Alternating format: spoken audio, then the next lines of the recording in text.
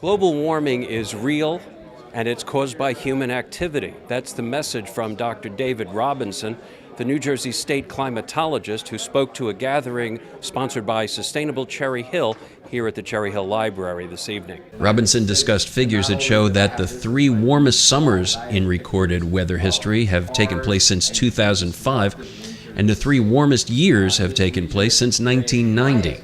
Dr. Robinson also said that the high tide the morning of the day that Hurricane Sandy struck the New Jersey shore was a warning that helped a lot of people get out a lot sooner than they would have otherwise. It was such a massive storm that already the effects were being felt 12 hours before it made landfall, pushing the water towards the coast. And the high tide that morning of the 29th was about what we saw at the height of Irene and near record levels. So that gave people who were laissez-fairing it, saying, I'm going to stick around, it's not going to be that bad. When they saw that tide and knew that the main event was 12 hours away, they got out of Dodge, and that saved lives. People who hung around the coast, didn't think it would be a big deal, saw that tide that morning and left, and that saved lives.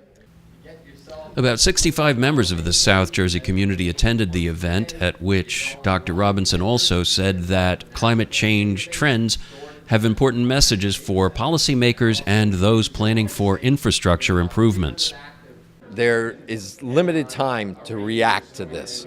So look towards mitigative strategies, but also realize that we're going to need to adapt. We saw that with Sandy, with the storm surges. We've seen that with Floyd and Irene and the river flooding, that we need to learn to adapt and at the same time try to mitigate and make the problems less significant in the future, because climate is changing, it's going to continue to change, and we're going to have to adjust to that in order to maintain an active, vibrant economy and a safe and healthy society. With transportation, we have to worry about bridges and access to bridges. We have to worry about our rail system. We have to worry about our, as we saw with Sandy, our gas stations, being able to still pump out gas so people can move around. Our electric system. We have to get our substations out of vulnerable areas that are subject to freshwater river flooding or storm surge flooding from the oceans. So we have to raise them, get them to safer locations. We have to think about redundancy.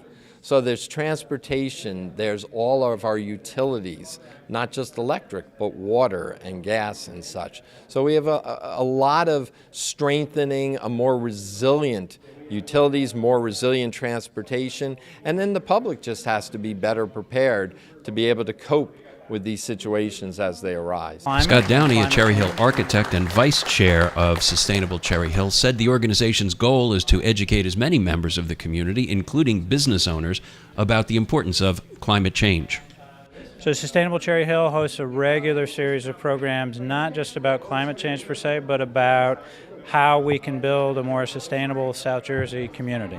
That has centered around everything from solar energy, how to do energy choice here in New Jersey, how to be more efficient in how you operate your home or your business. We've held several business breakfasts, so we also talk to the business community to help them understand how being more sustainable helps also green their bottom line as well as benefit the community as a whole. And if you want to take a look at weather trends and climate trends in New Jersey, you can visit njweather.org. In Cherry Hill, this is Steve Lubetkin for State Broadcast News.